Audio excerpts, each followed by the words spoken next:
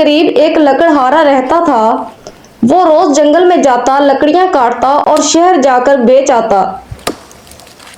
इसके साथ ही वो रोजाना जमीन भी खोदता ताकि उसे कोई खजाना मिल जाए और इसकी जिंदगी संवर जाए। इसी उम्मीद के साथ वो रोजाना अपने साथ जंगल में बेलचा और कुल्हाड़ी भी ले जाया करता था। एक दिन खजाने की तलाश में जमीन खोदने लगा। अचानक उसे एक बहुत बड़ी देग नजर आई।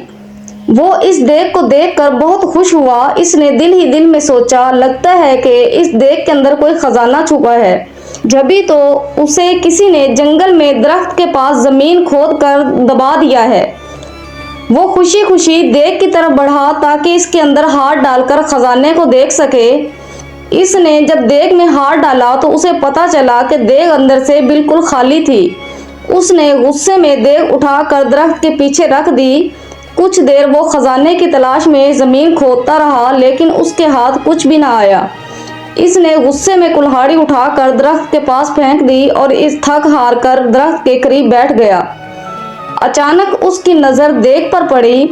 उसने देखा कि वो कुल्हाड़ी इस देग में जा गिरी थी और अब देग में 100 कुल्हाड़ियाँ मौजूद थी। वो इन कुल्हाड़ियों को देखकर बहुत हैरान हुआ। साथ ही उसे ये भी समझ में आ गया कि ये कोई आम देग नहीं है, बल्कि ये कोई जादुई देग है। जभी तो एक कुल्हाड़ी की 100 कुल्हाड़ियाँ हो गई हैं। वो खुशी खुशी इस देग को उठाकर घर में ले आया। लकड़हारे ने इस देग को एक कमरे में छुपा दिया। रात के वक्त इसने जादुई देग को दोबारा आजमाने के लिए इसमें आम डाला। थोड़ी देर बाद इसने देखा तो देग में 100 आम मौजूद थे। अब तो इसका यकीन पुख्ता हो गया कि ये वाकई ही जादुई देग है। वो इस देग से सोने के सिक्के वगैरह निकाल कर इन्हें बेचता रहा और अमीर हो गया। अमीर होने के बाद वो दूसरे गरीबों की मदद करता था। इसके पास अगर कोई गरीब शख्स आता तो वो कभी उसे खाली हाथ नहीं लौटाता। यही वजह है कि वो मुल्क भर में अपनी सखावत की वजह से मशहूर हो गया। इसके अचानक अमीर होने और जादुई देग की कहानी हर जगह फैल गई।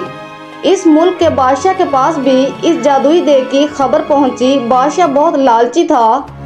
इसके पास अपना बहुत सारा खजाना मौजूद था। इसके बावजूद उसे मजीद खजाने की हौस थी। उसने सोचा कि ये देग अगर उसे मिल जाए तो इसके खजाने में मजीद इजाफा हो जाएगा। इस सोच के साथ बादशाह ने हुक्म दिया कि लकड़हारे और इसकी देग को महल में लाया जाए।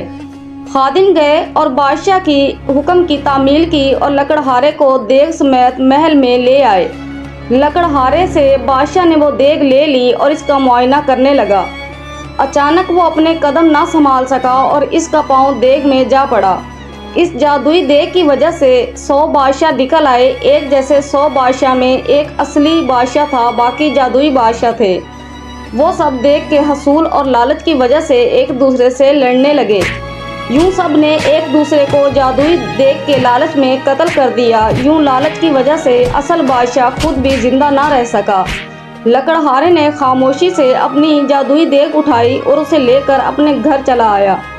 घर आते ही लकड़हारे की बीवी ने लकड़हारे को सही सलामत अपने घर में मौजूद पाया तो पूछने लगी, आखिर हुआ क्या था।